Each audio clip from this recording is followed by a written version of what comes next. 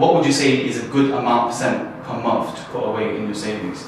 It's hard to say. I mean, depending on what your wage is, to be honest with you. I mean, if you're 16, 17, 18, you're only working a part-time job, if you're in education as well, then obviously you're not going to have that many hours to put into your work. So what you get is probably going to get spent straight away, maybe like a mobile phone bill or that kind of stuff. But if you're working full-time, then depending on what your financial responsibilities are, mortgage or rent, etc., it's going to determine how much you can put away. I mean, percentage-wise, it's hard to put a figure percentage-wise, but again, it's just down to what your income is. I think nowadays it's a blessing to actually have some percentage to put away for savings, because of a lot of outgoings that people have, as you said, car insurance, road tax, rent, mortgage, etc. So if you're breaking even, it's quite hard to put those savings away. But when you do have the opportunity, I'll probably say, inshallah, you should do it. What effects could it have on guardians? You mentioned that don't put pressure on guardians to buy things for you. What kind of negative effects can it have on a parent? Parents might have to work extra hard just to basically keep the house going.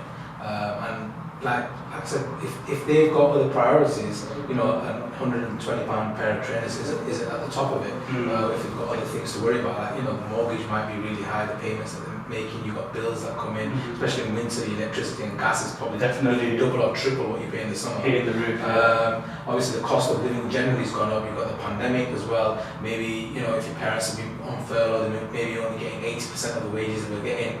All this kind of stuff, it all bears effects on mental health of people as well. And if they feel like they're getting pressured by their son, daughter to fulfill their needs, then they'll eventually, parents, because they love the child, they always love the kids, so they're going to try and accommodate.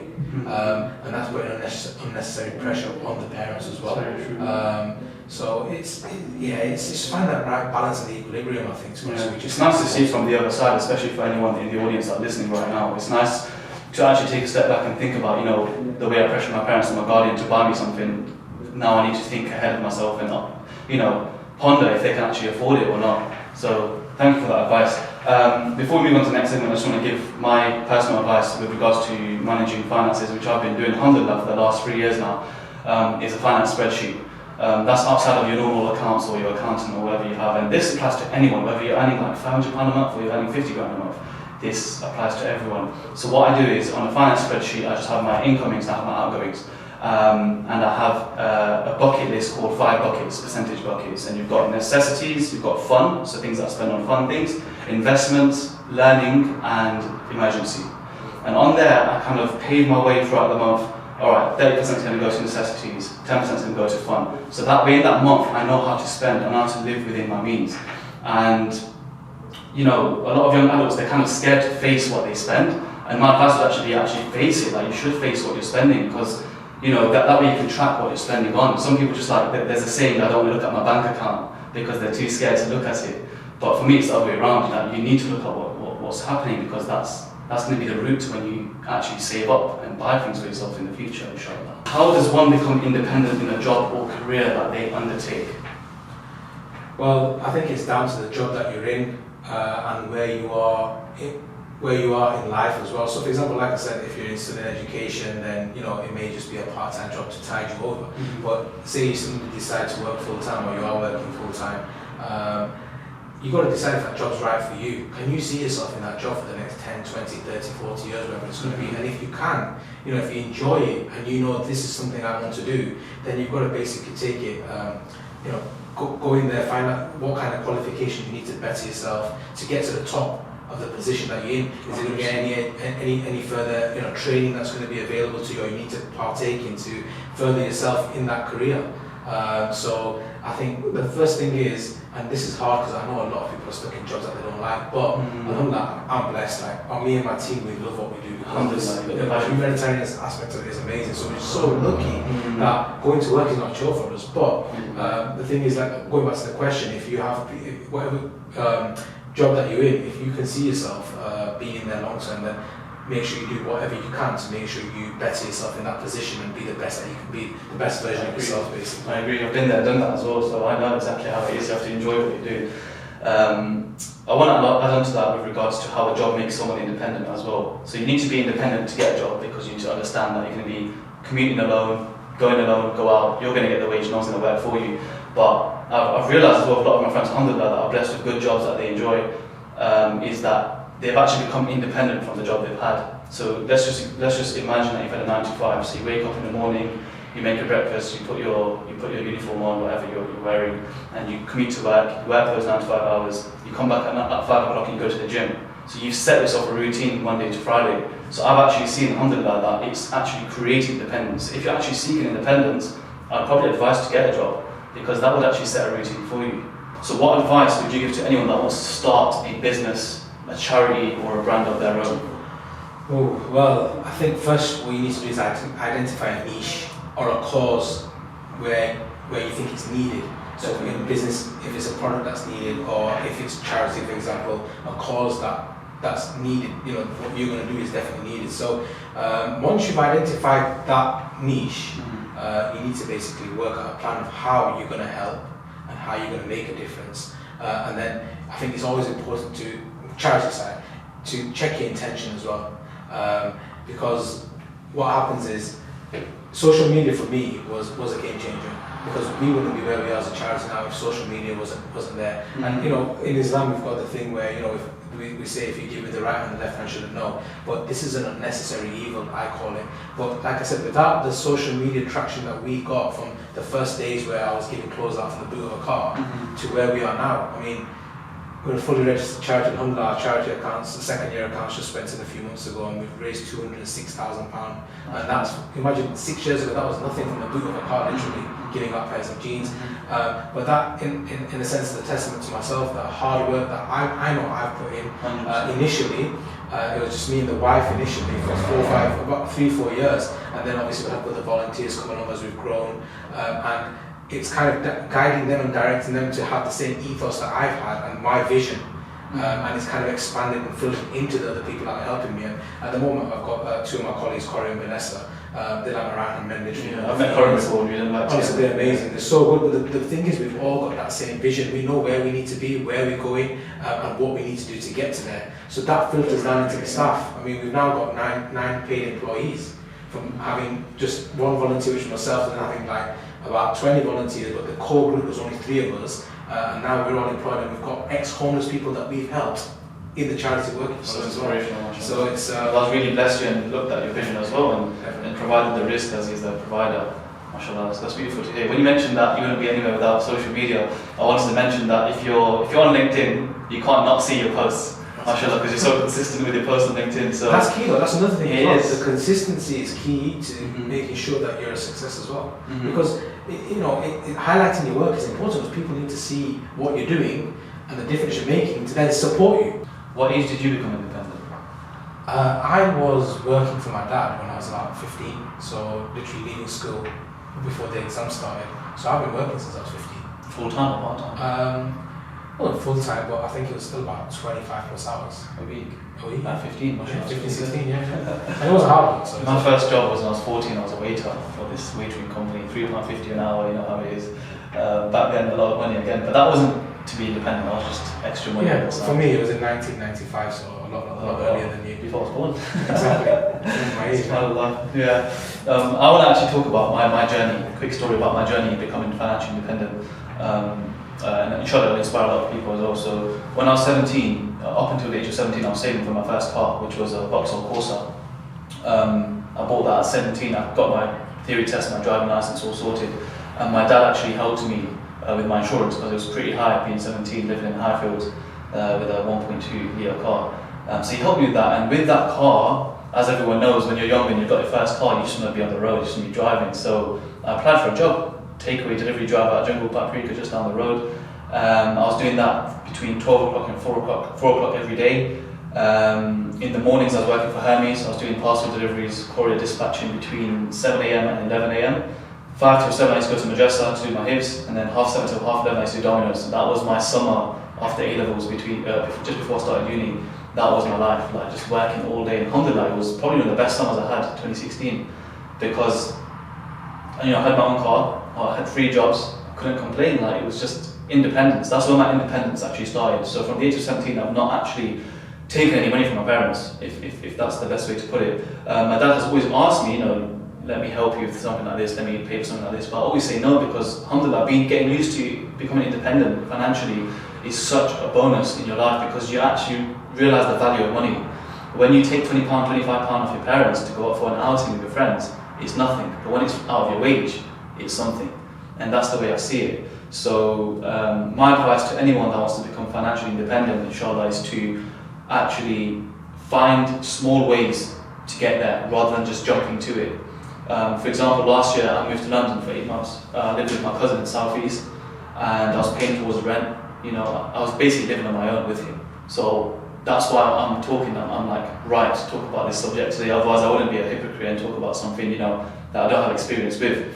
But definitely start paying your phone bills, for example, or start paying for your own meals, start paying for your own small groceries, pay for your own gym membership. Do little things here and there. We're not expecting you to start paying half the rent of your house and stuff like that, but small things here and there. Once you get used to it, you'll realise that, you know what, I'm going to get to this stage one day. So doing this from early is actually helping me.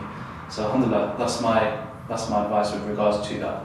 I want to talk about the problems that arise from having a lack of emotional independence, relying on people too much in terms of emotions. What would you say are the problems that bring around? I'd say the biggest factor is, in my opinion, is that you need to keep in mind what the effect of your lack of emotional independence has on other people. Does it make them feel worse when you're not so emotionally independent? Does it actually cause a spike in their emotions as well? Say for example, there's a big hurdle that comes in your way, and a catastrophe comes in your way, and someone's looking up to you to find a solution, and you are emotional, you are showing so much emotion at that moment of time.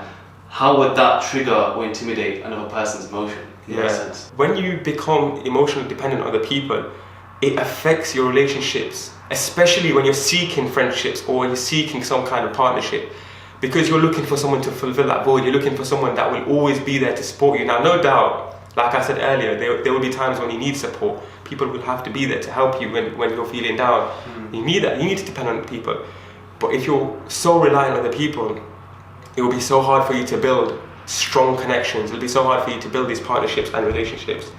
Now, there's 6 points that we've come up with, which we're going to go through right now in some level of detail. The first point, or the first piece of advice that I would give to someone that's trying to build their confidence in terms of their emotional abilities, is to practice mindfulness. Now, mindfulness is the act of paying attention to the present moment. It's the awareness of what is happening inside you, whether these are your thoughts, feelings, or sensations, as well as being aware of the external factors, what's going on around you, without them sort of affecting you. The thing about mindfulness is about being aware. Without knowing what's going on inside you and what is happening outside of you in your surroundings, you will not know how to tackle the situation. Second point is identify your why. Now, everyone probably hears this in every single context, every single category out there with personal development. They always ask you, what's your why?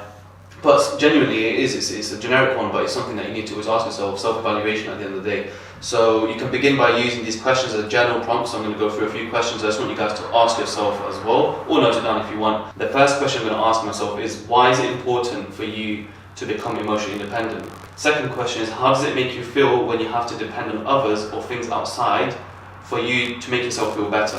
Third question is, what has the experience been like for you? Well, I have a third point, which is rewiring your thinking or reframing.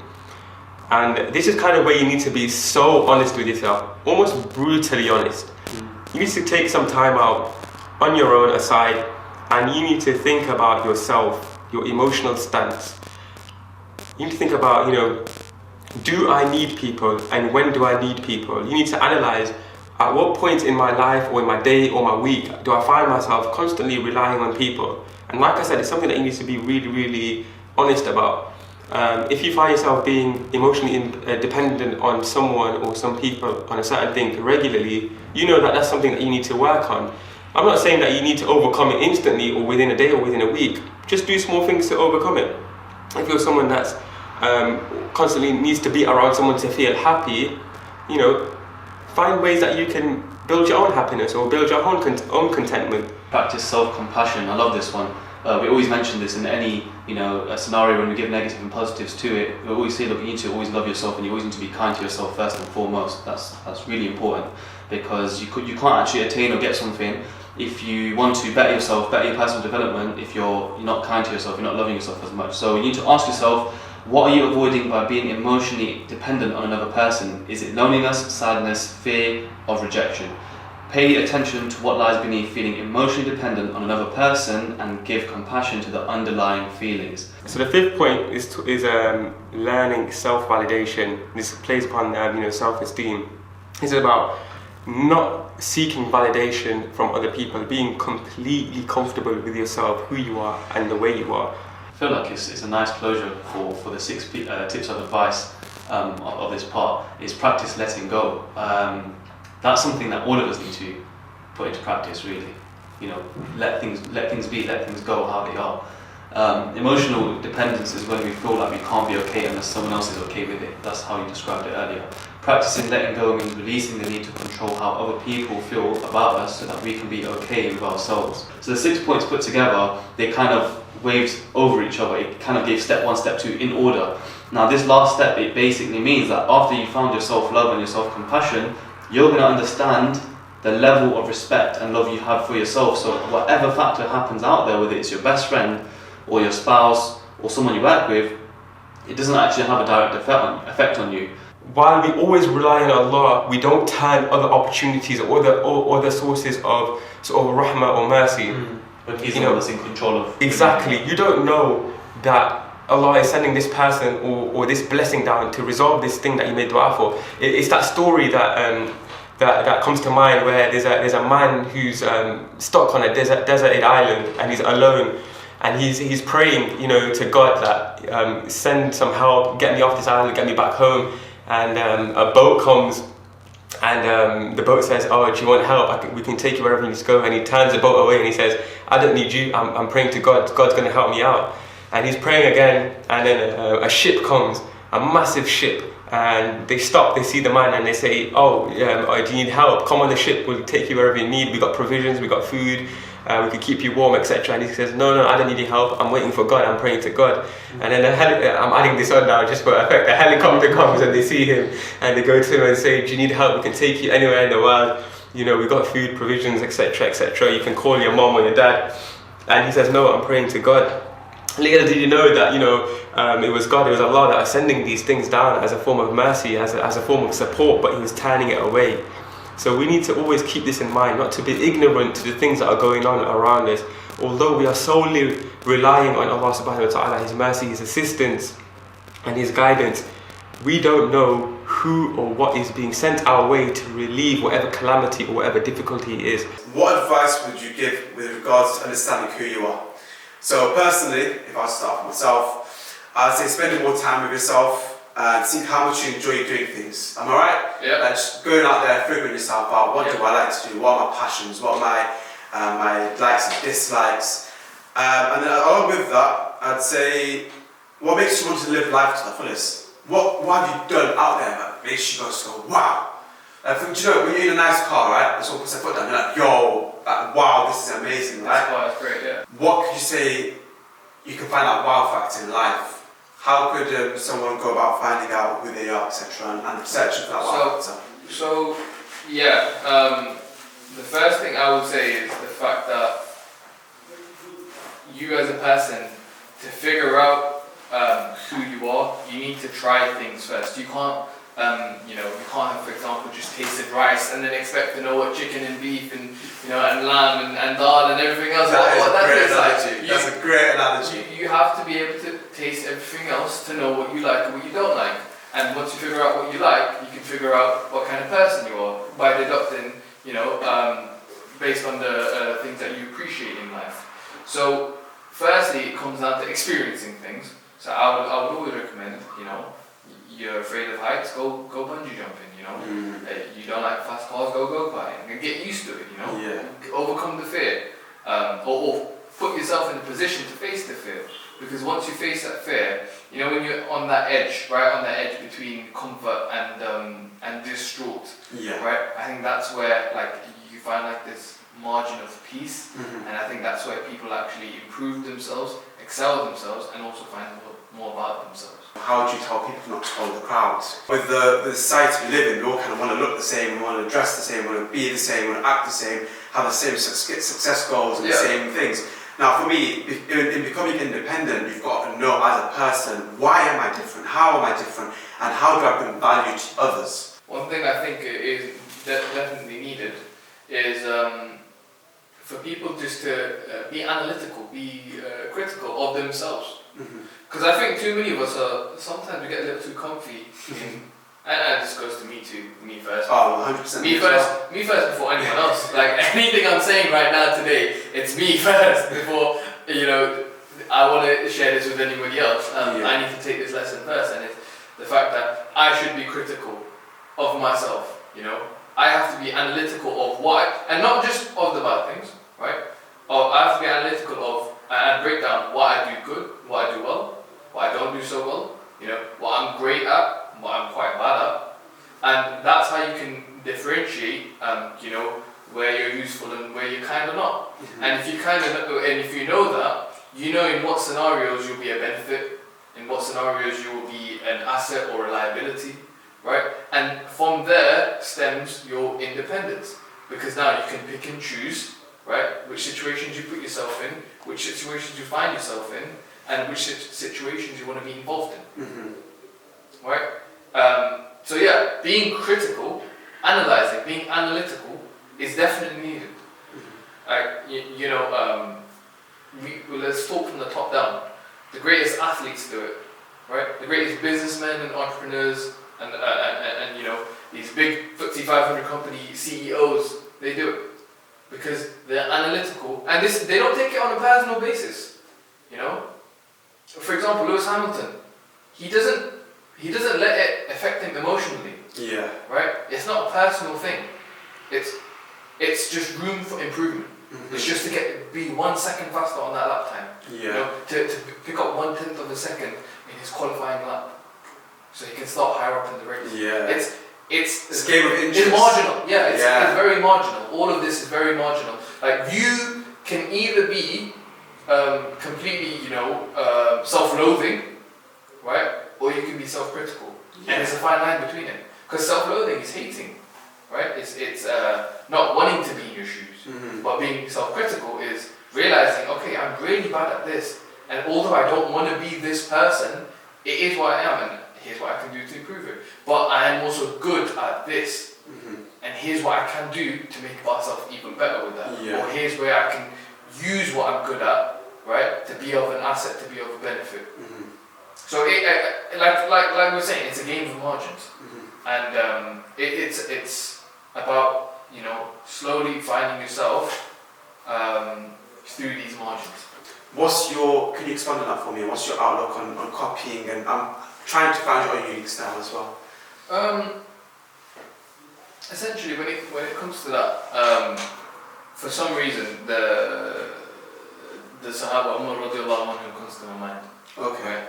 And the reason he specifically comes to my mind is because no matter what the occasion was, no matter what was happening, no matter what, you know, what caravan of gold was coming in for the Muslims at the time, right? No matter what expedition they were going on, his pure goal, right? His pure goal was to be someone who was a warrior, right? In the time of battle, it was to be someone who was as close as he can be to the Prophet ﷺ during his time away and you know, living in Medina.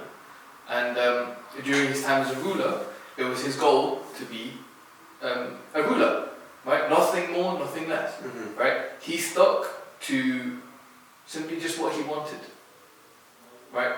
And because of him sticking to what he wanted, he never let anybody else waver him from that. You know, when he didn't like Islam, when he didn't, you know, revert to Islam initially, right? He didn't care about what the other people of the Arabs said in the community. He just cared the fact that there was this person, Muhammad sallallahu alaihi wasallam, who had come with this blasphemous religion against his idol gods. That was his issue. But once he heard what the Quran had to say, my sister and his brother-in-law, he realized that, you know, these Arabs, they're wrong. For me, this speaks truth to me. I like it, and if I like it, I don't care about anybody else's opinion. I should stick with what my heart says, what my gut says. Yeah. And for some reason, his presence, he just reminds me of having complete independence and control over oneself. Yeah. That is beautiful. I always look towards Allah for anything that is inspiring from an Islamic point of view with related to this modern world, because a lot of what he stood for can be used and practiced upon in our modern generation, especially I believe we live in a world full of tests, and so many different tests. For example, we've got a test like wealth, we've got a test of drink and food and so many different news broadcasts and movies and music and so much out there. And just being male and female. Exactly, so many tests, but with these tests we can look towards Umar Rajul and how would he deal with it? He said, and correct me if I'm wrong, if anyone's listening right now, but Umar Rajul said, as an individual, if you are easily wavered by even your own desires, by your nafs, you've got to work on yourself and show strength of character, because a person who can succumb to their nafs is not a strong Muslim. You can even go on and say that Muslim is struggling, but when you can control your nafs and your desires and make sure that you're firm with your own desires, then you are a person of high quality and high caliber. And I think all of us want to say this, we want to be high caliber people.